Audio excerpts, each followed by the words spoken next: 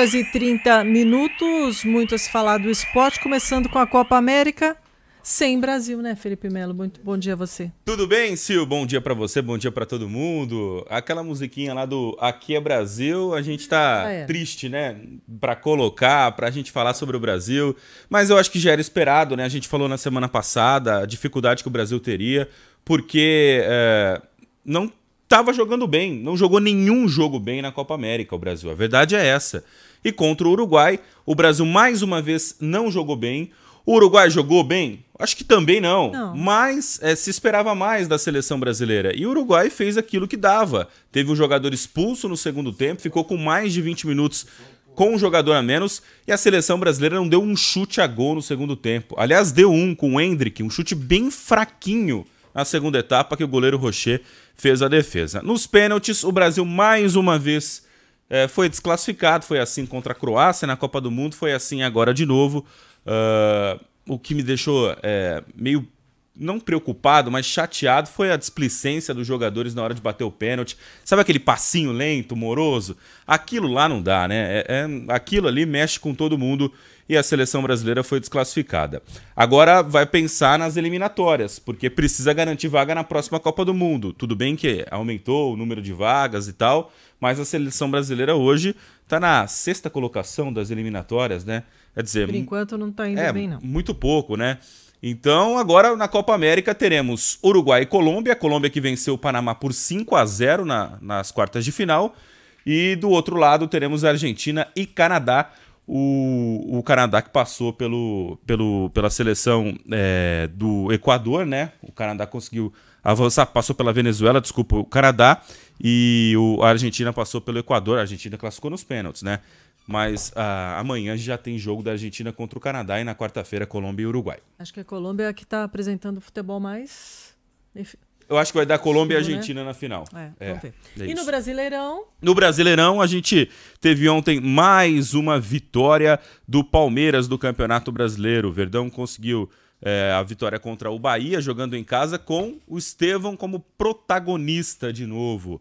Grande jogada do primeiro gol. O Estevão teve a bola, recebeu ainda no campo de defesa, driblou o zagueiro, bateu no cantinho. E o segundo gol, o Estevão tocou para o Rony para fazer 2-0. Tá jogando demais o Estevão, jogador do Palmeiras, o Verdão que vence o Bahia por 2-0. Tivemos também uma boa vitória do Botafogo contra o Atlético Mineiro, 3-0 para o Fogão. O Fogão é o vice-líder do campeonato, empatado no número de pontos com o Palmeiras, 30 para o Botafogo, 30 também para o Palmeiras. O Flamengo no sábado acabou tropeçando, empatou contra o Cuiabá por 1-1, jogo no Maracanã. O Flamengo ainda é o líder com 31 pontos, mas a diferença que era de 3 diminuiu para 1 ponto, né?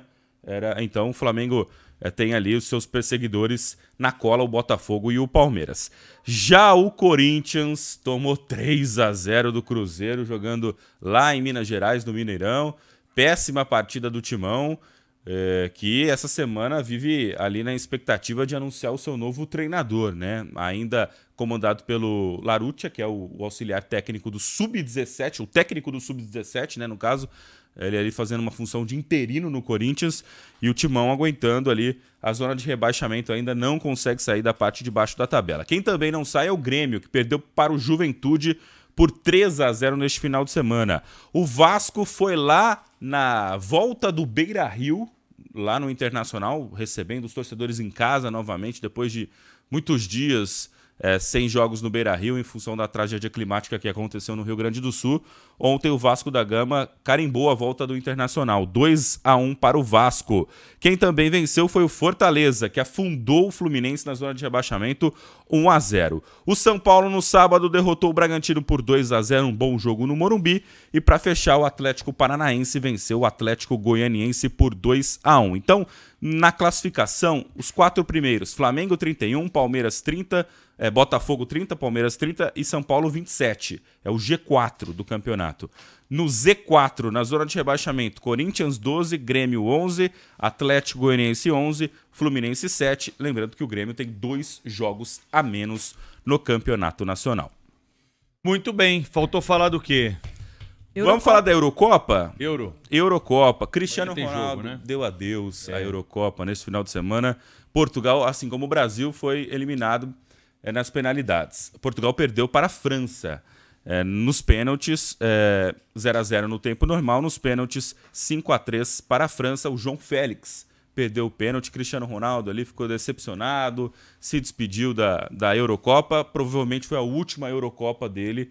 Não dá para cravar, né? Porque o Cristiano Ronaldo a gente não sabe quando vai parar de jogar. Nem do Pepe, né? O interminável Pepe fez uma grande Eurocopa aos 41 anos de idade, chorou muito no sábado. Bom, e a França avançou sem o Mbappé jogar nada. Não jogou nada, absolutamente nada o Mbappé. A França não jogou bem. Também. Aliás, o Mbappé, Vinícius Júnior, o Bellingham, os caras cotados ao prêmio de melhor jogador do mundo, não jogaram bem nem na Eurocopa, nem na Copa América. Então, Portugal avançou para enfrentar a Holanda. Portugal não. A França avançou para enfrentar a Holanda, que derrotou a Turquia por 2-1. Tivemos neste final de semana a vitória da Espanha contra a Alemanha, 2-1 para a Espanha, e a Inglaterra passou nos pênaltis contra a Suíça, tudo igual 1-1. Então amanhã, às 4 da tarde, já tem Espanha e França, e na quarta-feira, Holanda e Inglaterra na Eurocopa. Muito bem, esse é o Felipe Melo, que tem sempre as notícias mais quentes do esporte para resumir para quem é ouvinte do Pulo do Gato. Até amanhã, Felipe. Valeu, Pedro. Sil. Aqui na Rádio Bandeirantes tem espaço.